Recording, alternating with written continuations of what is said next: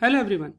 इस वीडियो में हम लोग देखेंगे कि पिवट टेबल क्या होता है, डाटा में पिवट टेबल कैसे लगाते हैं और पिवट टेबल के बेनिफिट्स क्या क्या हैं। तो इस पार्ट 1 में सबसे पहले मैं आपको ये बताऊंगा कि पिवट टेबल कैसे लगाया जाता है। इसके लिए देखें जनाब, एक डाटा है। फर्स्ट करेंगे, हमारे पास ये एक कंपनी है जो कि ब्यूटी प्रोडक्ट सेल करती है, लिप ग्लोस, फाउंडेशन, आईलाइनर, इस तरह की चीज़ें, मस्कारा सेल करती है।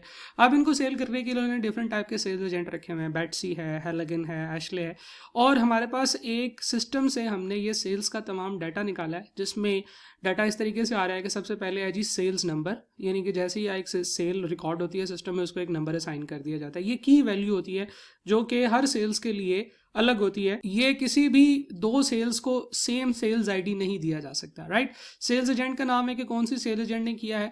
डेट ऑफ सेल, आप देखें डेट ऑफ सेल के नीचे नंबर्स लिखे हुए हैं। हमें पता है कि ये जो नंबर्स होते हैं ये एक्चुअली डेट्स ही हैं, और अगर हम इनको सेलेक्ट करें कंट्रोल और स्पेस से तो पूरा का पूरा कॉलम सेलेक्ट हो जाता है। यहाँ पे ऊपर जाके क्लिक करने से भी कॉलम सेलेक्ट हो जाता है। मैं यहाँ पे जाता हूँ जर्नल के अंदर और यहाँ से मैं इसको शॉर्ट डेट फॉर्मेट में कन्वर्ट कर देता हूँ, तो हमारे पास ये शॉर्ट डेट फॉर्मेट जो होता है वो आ जाता है। अच्छा जी, प्रोडक्ट की बात करते हैं। लिप ग्लॉस है, फाउंडेशन है, लिपस्टिक है। तो कितनी क्वांटिटी सेल की है, पर यूनिट प्राइस क्या थी, टोटल प्राइस कितने रुपए की सेल हुई है, और ये सेल्स का रीजन कौन सा है। 3-4 डिफरेंट टाइप के सेल्स रीजन्स हैं, साउथ है, मिड वेस्ट है, वेस्ट है, ईस्ट है। तो जनाब ये हमारे पास डाटा है, और अगर मैं पहले सेल में क्लिक करूं और इसके बाद कंट्रोल और डाउन एरो प्रेस करूं तो आपको पता है कि हम लोग वहां पे चले जाते हैं जहां तक आपका टोटल डाटा है। अच्छा, मैं क्विकली कीबोर्ड शॉर्टकट्स को भी बोलूंगा और सारे काम मैं क्विकली करूंगा, ताकि जो लोग जिनको आता है वो उनका टाइम ज़ाया ना, और जिनको नहीं आता वो डेफिनेटली थोड़ा बैक करके दोबारा वीडियो को सुन सकते हैं, ताकि वीडियो का प्ले टाइम भी कम हो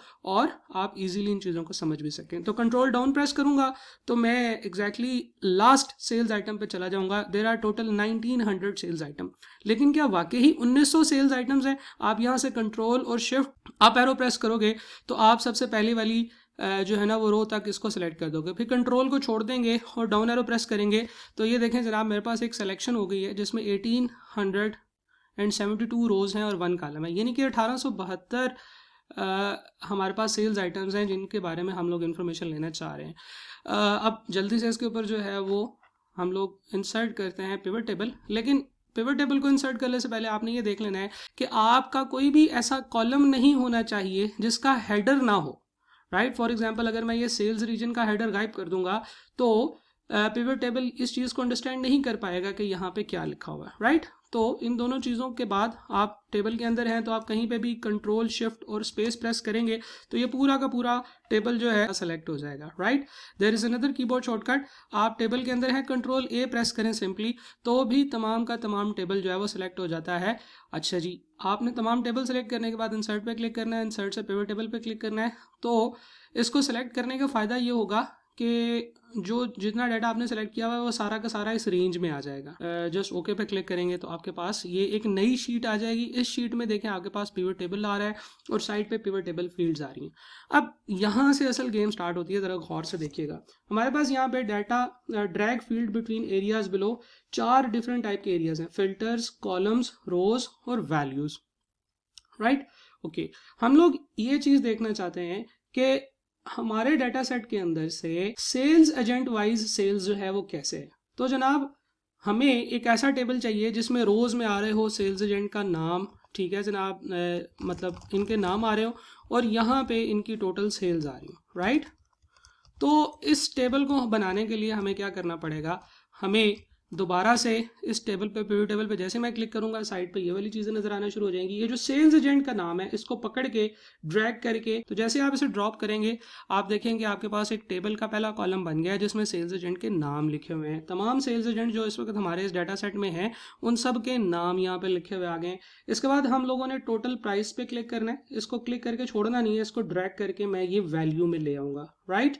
ओके, तो वैल्यू में आपने वो चीज़ लिखनी है जिसको सम करके या एवरेज करके या जो भी अकाउंट करके आपने यहाँ पे लिखना है। तो जनाब ये देखें, ये बहुत इजीली हमारे पास टेबल बन गया है। एशले, बेट्सी, सीसी, इन लोगों ने ये वाली सेल्स की हैं। तो जनाब अगर आपने बनाना हो total sale made by each agent तो वो आपके पास इस तरीके से आएगी। अच्छा, आप यहाँ से इनको ड्रैग आउट करके रिमूव कर सकते हैं तो टेबल आपका फिर खाली हो जाएगा। अब मैं ये चाहता हूँ कि मैं सेल्स की टोटल बनाऊं, कि यानी कि मेरे पास टोटल सेल्स की अमाउंट आ रही हो, लेकिन in terms of what, in terms of product, ले जनाब, तो मैंने प्रोडक्ट को इधर ड्रैग किया तो मेरे पास आ गया आई लाइनर की टोटल इतनी सेल हुई है, फाउंडेशन की इतनी सेल हुई है, लिप ग्लॉस की इतनी सेल हुई है, लिपस्टिक की इतनी सेल हुई है और मस्कारा की इतनी सेल हुई है, राइट। तो just drag and drop. For example मैं जनाब ये चाहता हूँ कि मेरे पास एक तो sales agent wise total sales आ जाएं, तो ये sales agent wise total sales आ गई। उसके साथ ही ये भी पता चले कि हर सेल्स एजेंट ने कौन सी प्रोडक्ट सेल किया है, तो मुझे एक कॉलम में भी चीज़ों को डालना पड़ेगा, जिसके लिए मुझे कॉलम में भी कुछ करना पड़ेगा। तो जनाब मैं ऐसे करता हूँ कि मैं कॉलम में ड्रैग ड्रॉप करता हूँ हमारा प्रोडक्ट। तो जैसे ही मैंने प्रोडक्ट वहाँ से ड्रैग ड्रॉप की, ये देखें आपके सामने आ गया आईलाइनर एशले ने इतनी सेल की है, बेट्सी ने इतनी सेल की है, सीसी ने foundation, lip gloss, lipstick, mascara. तो आप देखें ज़रा, आपने जो भी इंफॉर्मेशन जिस तरीके से भी आपको चाहिए आप उस तरीके से इसको कर सकते हैं। अभी देखें हमारे पास प्रोडक्ट्स कॉलम वाइज आ रही हैं और रो वाइज आ रही हैं हमारे पास सेल्स एजेंट का नाम। तो मैं इसको आपस में एक दूसरे के साथ चेंज भी कर सकता हूँ। मैं इन दोनों को रिमूव करता हूँ, जो सेल्स एजेंट है वो मेरे पास कॉलम्स में आ जाए और जो प्रोडक्ट है वो मेरे पास यहाँ पे रोज में आ जाए। तो लें जनाब, eyeliner, foundation, lip gloss, lipstick, mascara, ये बिल्कुल वैसे का वैसे ही टेबल बन गया। तो मतलब this is very powerful tool.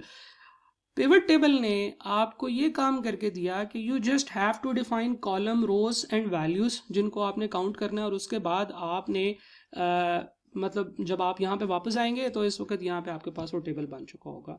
तो इसमें बहुत सारे काम हैं जो आप कर सकते हैं। मैं यहाँ से प्रोडक्ट को अनचेक करूँगा तो भी प्रोडक्ट यहाँ से गायब हो जाएगी। मैं यहाँ से सेल्स एजेंट को गायब अनचेक करूँगा तो सेल्स एजेंट भी यहाँ पे गायब हो जाएगा।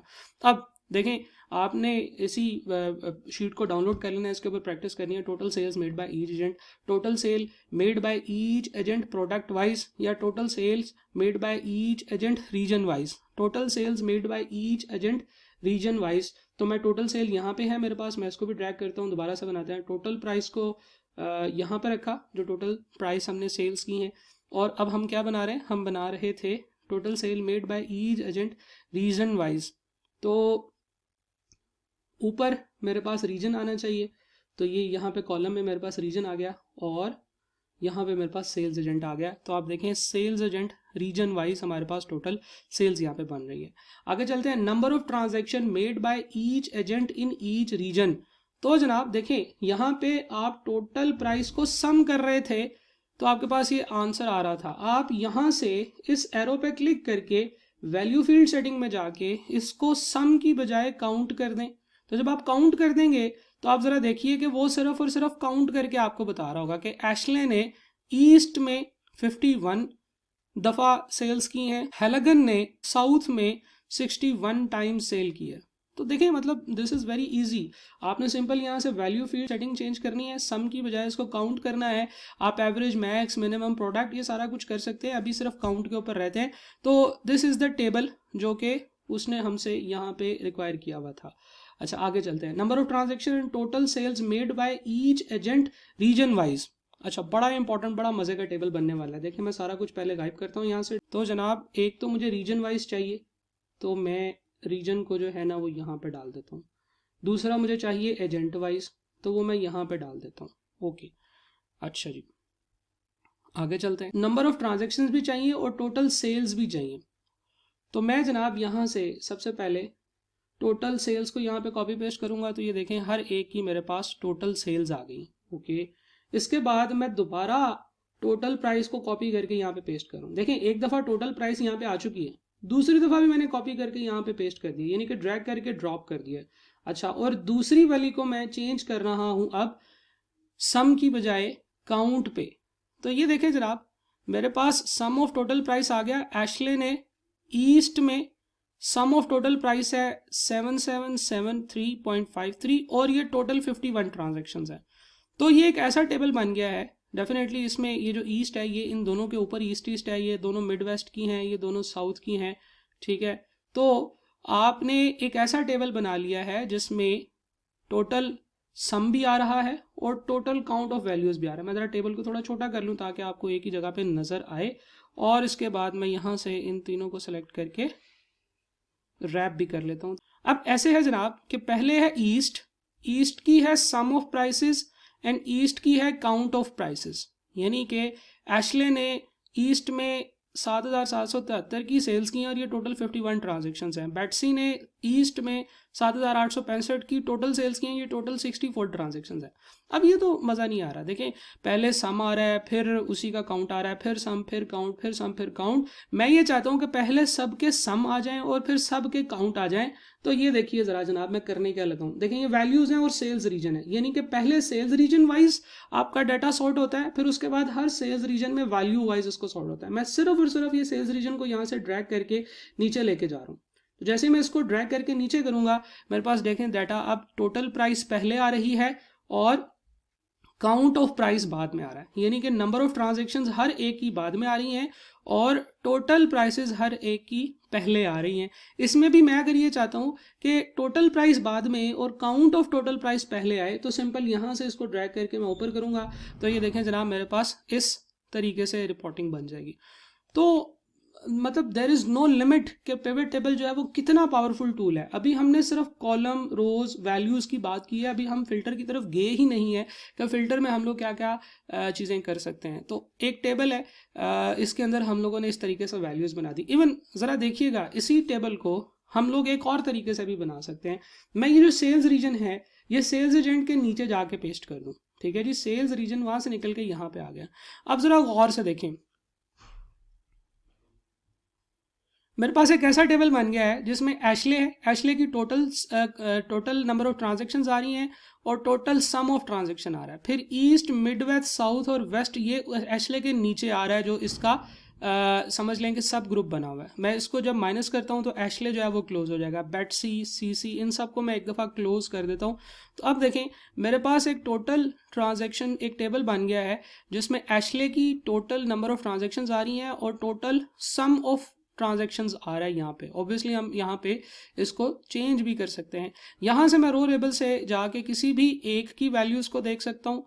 अच्छा, यहाँ से एशले पे क्लिक करके ईस्ट, मिड वेस्ट, साउथ और वेस्ट, यानी कि सबसे पहले एशले, बेटसी, सीसी वगैरह आ रहे हैं, यानी कि सेल्स एजेंट आ रही है और फिर हर सेल्स एजेंट के अंदर सेल्स रीजन आ रहा है। मैं इसको रिवर्स भी कर सकता हूँ।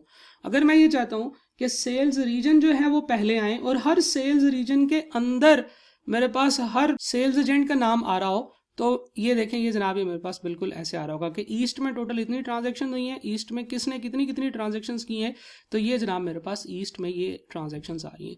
अगली वीडियो में मैं आपको फ़िल्टर्स के बारे में बताऊंगा और फिल्टर्स के साथ साथ डाटा के अंदर एक और बड़ी मज़े की छोटी सी चीज़ होती है, टाइमलाइन एंड स्लाइसर। इन दोनों चीज़ों के बारे में और ये किस तरीके से पिवट टेबल के साथ आते हैं उसके बारे में हम बात करेंगे।